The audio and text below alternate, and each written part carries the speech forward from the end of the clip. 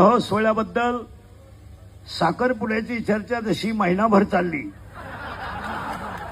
तशी ही चर्चा 1 वर्षभर आरामशीर चालेल।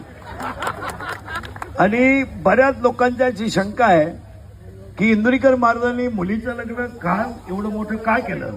तर लोकांचा पहिला एक शंका आहे की इंद्रिकर महाराज लोकांना सांगतात की लग्न साधे करा आणि स्वतः मोठा केला।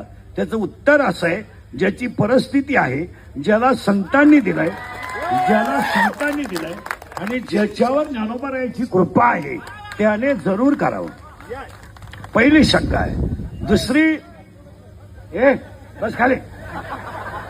दुसरी एक ओरड आहे की एवढे आज जरा जेवण झालं त्यात 2-3 कमेंट पडल्या जेवणाच्या की इंद्रिकर महाराज एवढं जेवण घालतात, मग त्यांनी मठ्ठ्यावर मी बोलतो, मग त्यांनी मठ्ठा केला का।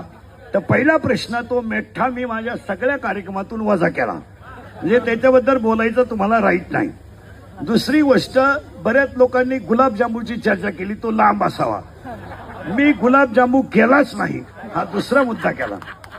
तिसरा मुद्दा असा होता लोकांचा की बऱ्याच आज दिवसभर ओरड होत्या की तिसरी गोष्ट अशी होती, महाराष्ट्रीयन जेवण असावं।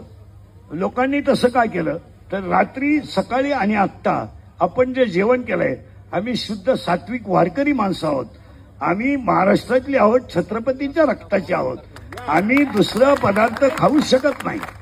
हे पहिली गोष्ट आहे। मग बऱ्याच लोकांची उद्या एक शंका राहील